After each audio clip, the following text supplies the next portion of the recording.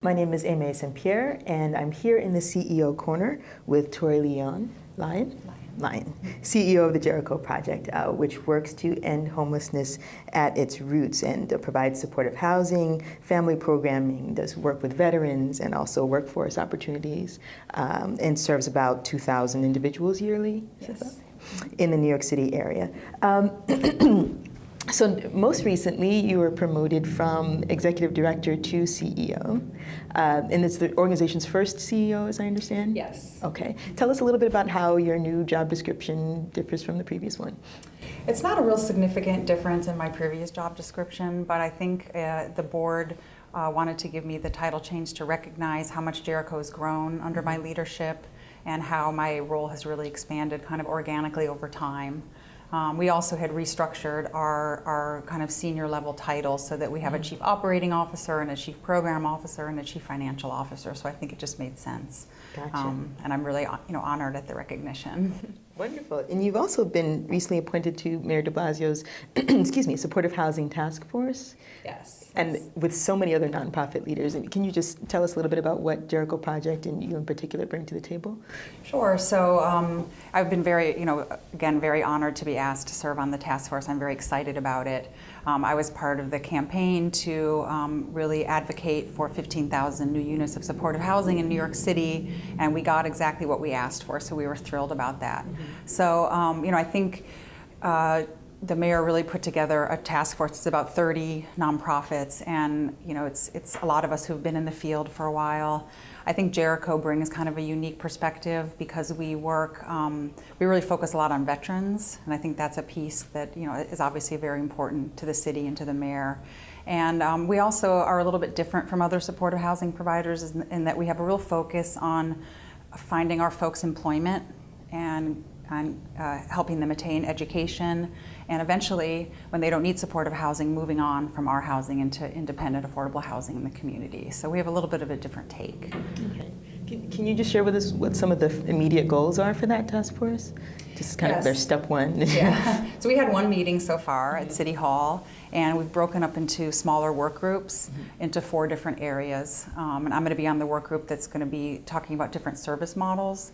So we've had, many years to learn about what works and what doesn't about previous initiatives to build supportive housing. So we want to look at, there's definitely, in supportive housing, there's not one size fits all. So the work group that I'm on is going to think about, how would a service model look different for a young adult as opposed to somebody who has a severe psychiatric disability, or how would it look in different parts of the city or for different sizes. So I'm excited about that. And we're on a pretty quick timeline. So I think they want to have these units kind of out on the street within 6 months, with our recommendations and with probably a request for proposals. So.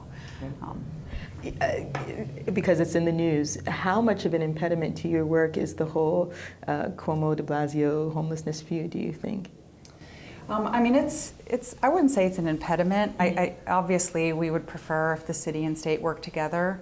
In previous, what are called New York agreements, there's been 3 of them. Previously, the city and the state worked closely together.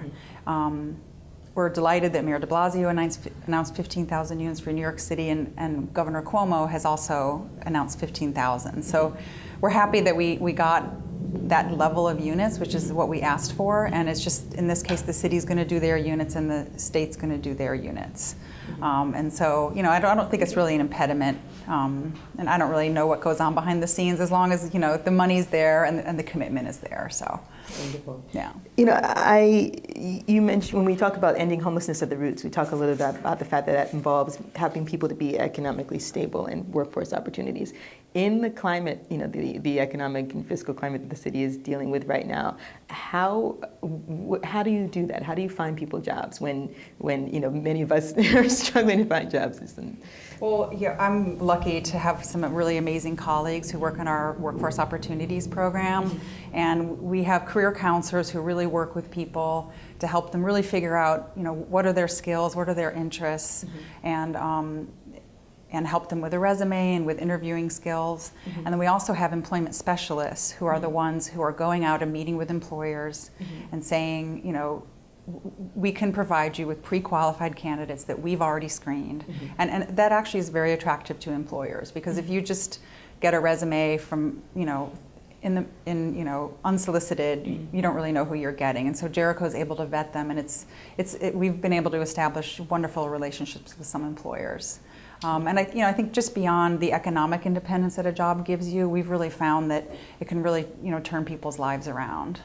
We have a lot of folks who suffer from substance abuse disorders, and having idle time is just one of the worst things you can do. So we've been able to, we made almost 200 job placements last year, and the average starting salary was almost $13 an hour. So we're not quite at the $15 living wage, but these are a lot of folks who've been out of the workforce for a long time. Is there a particular sector where you see placements that happen more readily? Yeah, so there's a lot of security, food service, retail, and we actually have a couple of manufacturing companies in the Bronx that we work with, and those tend to be good, stable jobs. Gotcha. Yeah. And then taking it from your clients to your own organization, and we know that you work to provide services in a way that's cost effective to the city, just in the fact that providing supportive housing then takes a little bit of a burden off the city in terms of the cycle of going into mental health and then sometimes into the criminal justice system, et cetera. What are some of the principles that you use in your organization to just help drive the effort to kind of be as cost effective as possible? Well, I think for one thing, we're a private nonprofit. We're not a big government bureaucracy. We're not a hospital.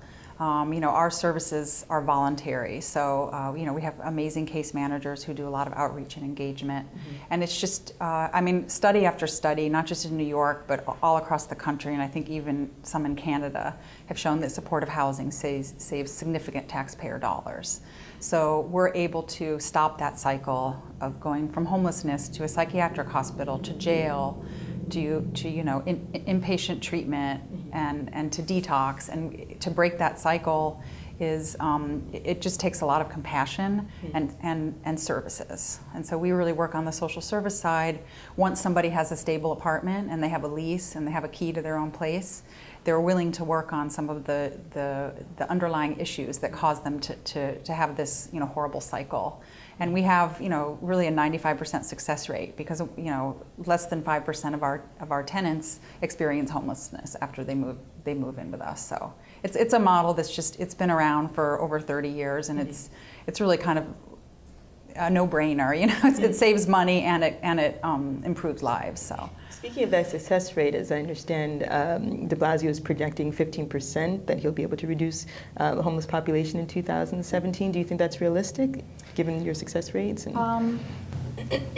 I don't know if I can comment on the exact number, 15%. What I've seen is that the city is doing a lot right. They have a lot of resources. There's a majority of homeless families don't really need supportive housing. They don't need in-depth services. They need to be able to find an affordable apartment. So with all the rental subsidies that he's given to people in shelter, that really could make a dent. I don't know if we've seen a significant decrease yet, but the problem that we see is there's so much competition now for such a small amount of housing stock. So it's not just enough to give somebody a rental subsidy. They have to find an apartment. And there's still landlords out there who aren't willing to rent to people with a subsidy. And even if they are, you might be competing with 5 or 10 other families who also have a subsidy. And some landlords like one subsidy better than the other. So it's a real challenge. I think they've got the first part right, in that they recognize that a lot of people just can't afford rent on their own.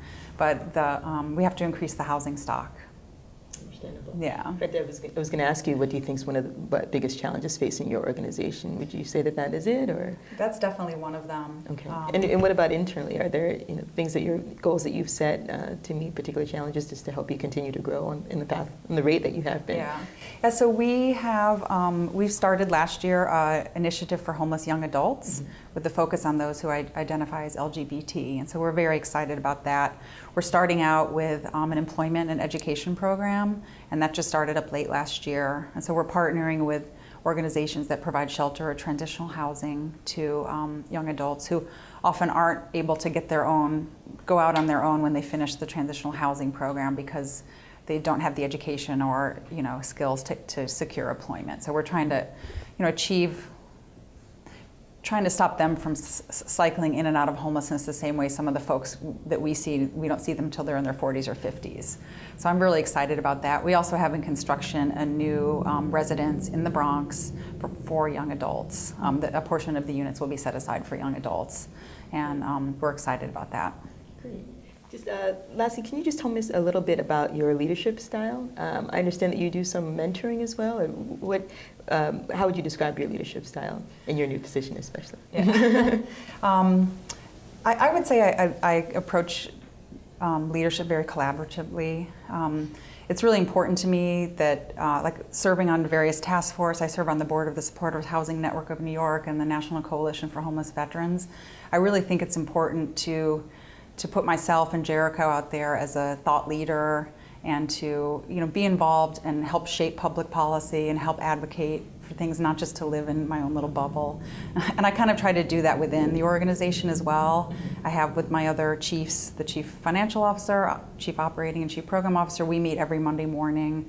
It's very much a team approach, and we support each other, and we support, there's a lot of cross work that goes on as well, so we all kind of know what's going on in the agency. Wonderful. Well, thank you very much for your time. Thank you. And again, I'm Aimee St. Pierre in the CEO Corner with Tori Lyon.